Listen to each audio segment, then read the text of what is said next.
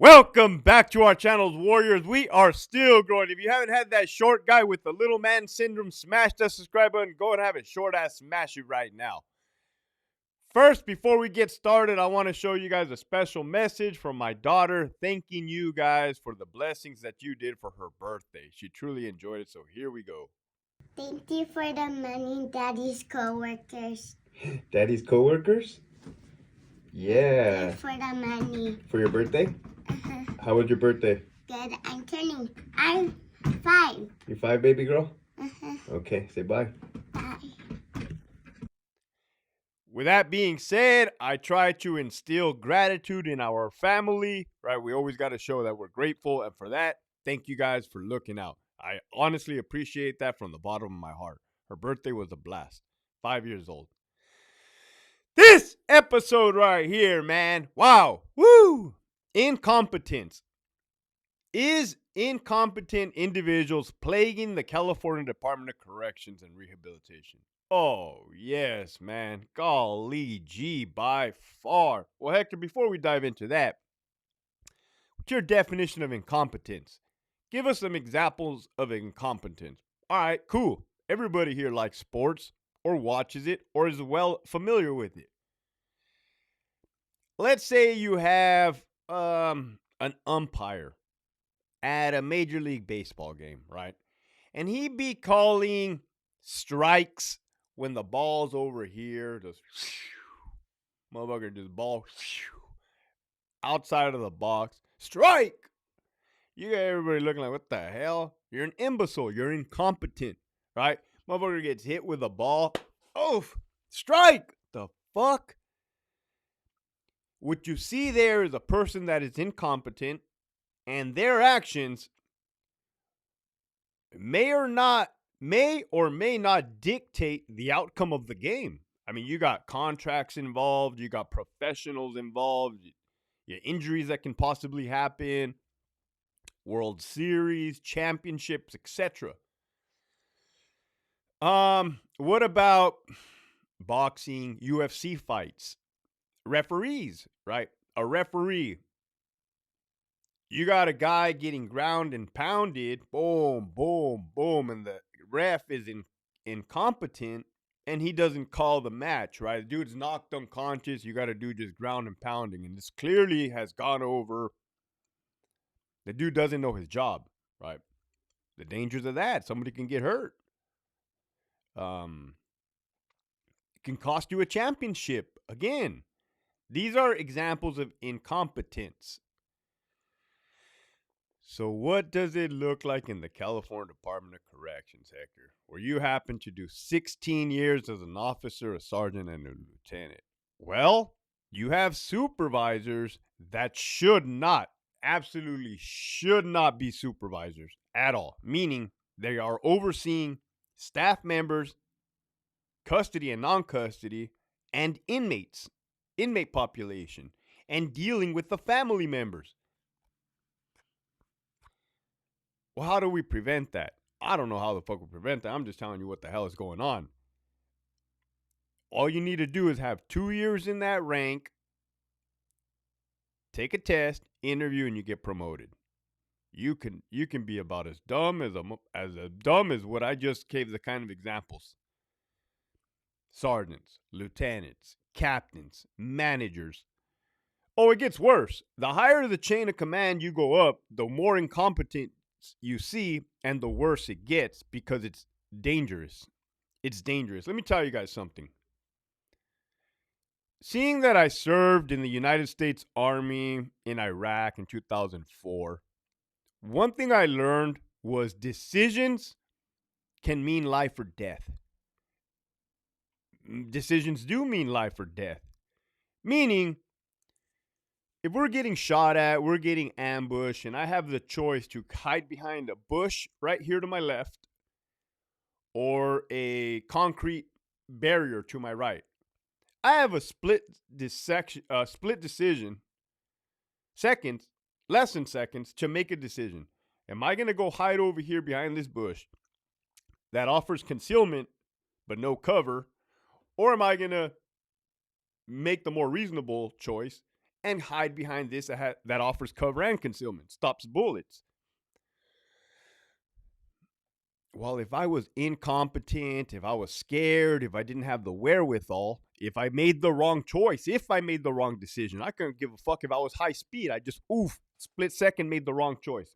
I may possibly get my ass shot off by coming over here, right? That's what that looks like.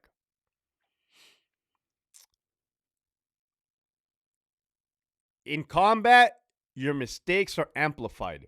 In combat, your mistakes are instant. In combat, people lose their lives. Well, in the California Department of Corrections, it's just as dangerous. It is just as volatile. It is just as violent. Yeah, sure, there's no car bombs or roadside bombs, but you're talking about stabbings, attempted murders, hangings. I mean, oh my goodness. Slicings, dicings, boom, pow, bang, bow, ting, tong, ding, dong. The fuck? Anyhow, motherfucker went into a melee into a Chinese restaurant. I don't know if I could say that, but here we go.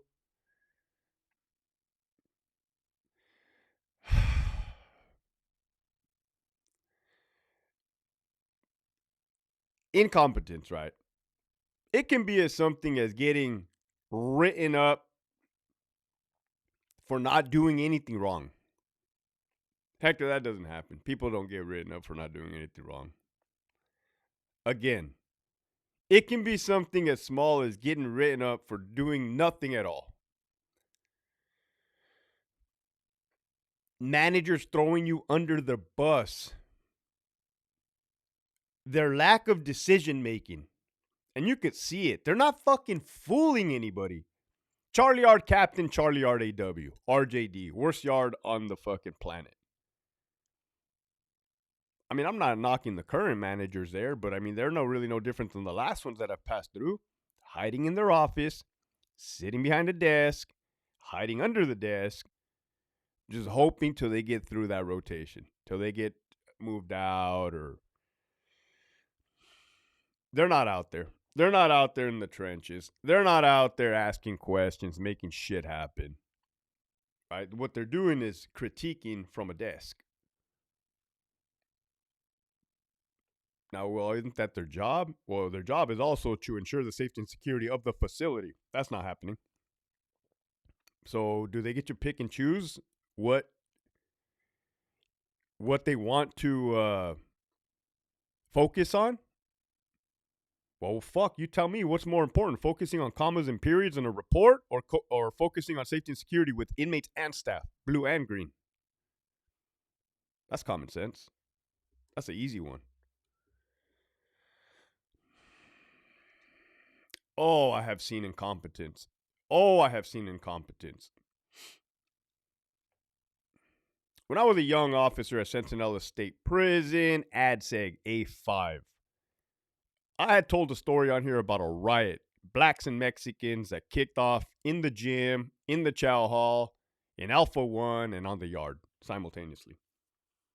I was an ADSEG officer. You don't necessarily respond to an alarm outside on the yard, especially if you're like a floor 2. You're not designated to respond. But everything was quelled at that time. Everything was downtime. The whole ADSEG had been fed.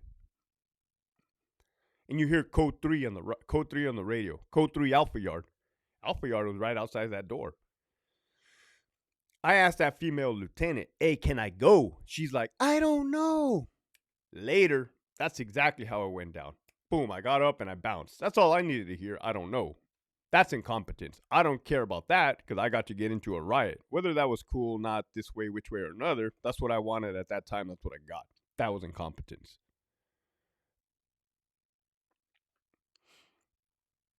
Not knowing their job. Marcus Pollard, the warden that I used to work for, incompetent, very incompetent. Utilize his size, his statute, his position, his power of authority to flex and bully people. He didn't know policy. Trust me. There was a misconception that this dude was all about policy. Before he touched down at RJD, I had a meeting with my staff on Delta Yard. I said, "Hey, relax, guys. He's all about policy. From what I hear, he's all about policy. Learn policy. Know policy. Follow policy. You'll be all right. That was wrong. The dude didn't know policy.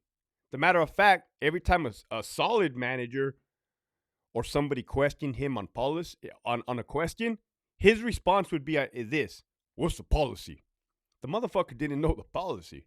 Imagine that. A warden appointed by Connie Gibson. Fucking another incompetence.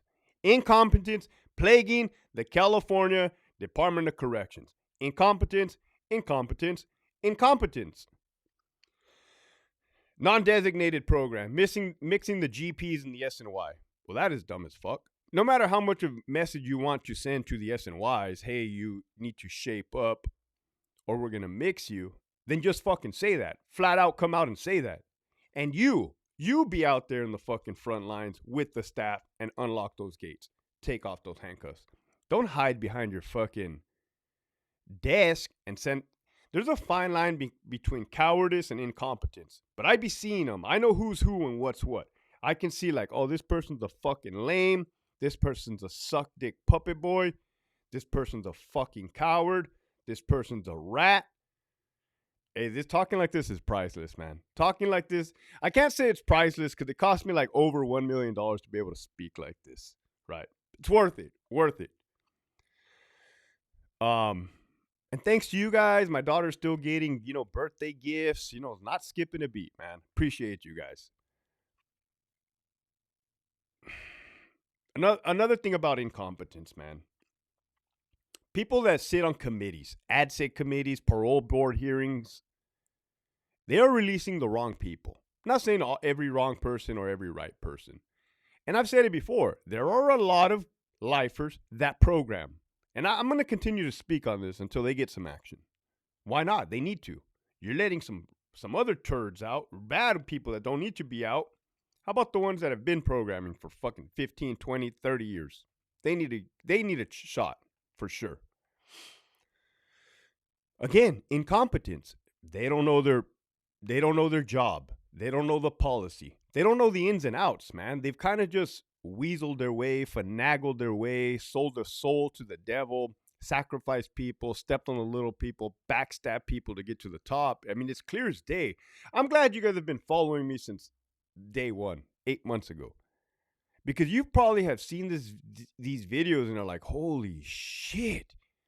We see where the problem is. Yes, absolutely, 100%. You guys know how I'm consistent with it. You know how I don't skip a beat because it's the truth, right?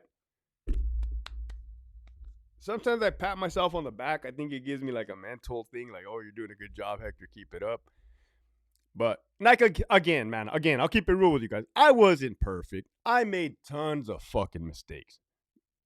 Of course I made mistakes. How can you not? It's an ever-evolving game. But if you hold yourself accountable, if you're honest, if you tell on yourself, oh, I fucked up right here. Fuck. My bad. Won't happen again.